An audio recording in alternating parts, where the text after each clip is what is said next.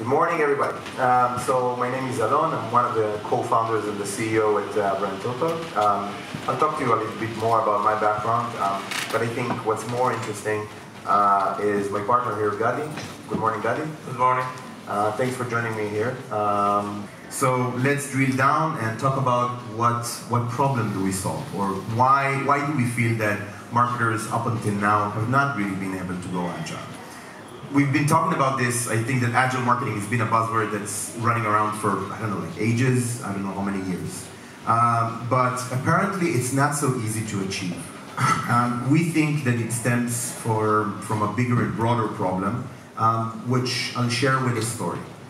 So my background is from McCann. I'm a strategy guy. I did strategy for Unilever, Honda, IKEA, all of these big brands.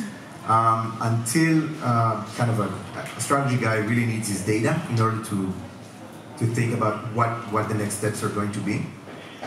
And I remember a specific problem that I encountered. Really couldn't understand what my competition, and actually not even my competition, but what I'm doing digitally. There was no one place where I could just go and see everything. One story really resonated. We saw declining market share in the deodorant category for Unilever for about a month, with no apparent explanation. After about a month of these steady declines, one of the brand manager reaches out to everybody and says, guys, watch out. There's a campaign directed to teens by one of our competitors. So I remember myself walking up to that brand manager and asking her, where did this wonderful insight come from? Because we all missed it. And she said, I sat last night at home on my daughter's computer and I got the ad. Your daughter, how old is she? 13 and I have another 15-year-old. They both use the same computer. So I'm a classic millennial with the scruff, beard and all. So I would not get targeted for a teen ad, right? This is basically how digital marketing operates or works. That's just one pillar of a much bigger and broader phenomenon. We know now how to call in the name of dark marketing. It's not just that if you're not a part of the target audience, right? Segmentation. You don't get to see what's being put out there. But that mom saw a banner ad.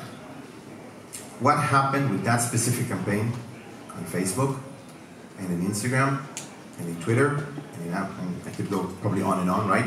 So you also don't get to see the entire picture because the digital marketing ecosystem is so highly fragmented, right? Think about yourselves, right? Do you know where all of your marketing activities are doing, or do you know what all of your marketing activities are up to right now?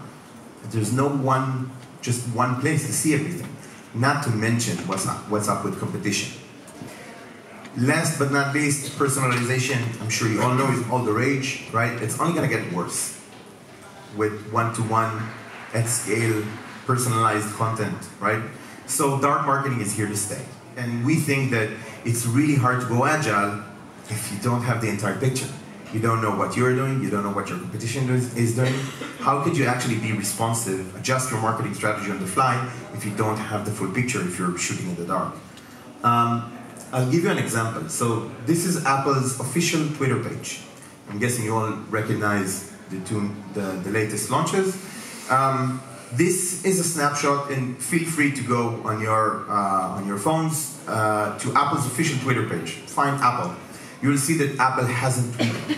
That's a snapshot of the real page. Feel free to do it either now or in your spare time. But in fact, we saw that Apple, during the launch, aired 65 different pieces of content from that specific page. These are called dark posts or dark tweets. And essentially, again, this is an implementation of the dark marketing practice, right? It sounds nefarious. It's not that nefarious. It just means that people are actually implementing, right, segmentation properly. You guys are probably all doing it by yourselves.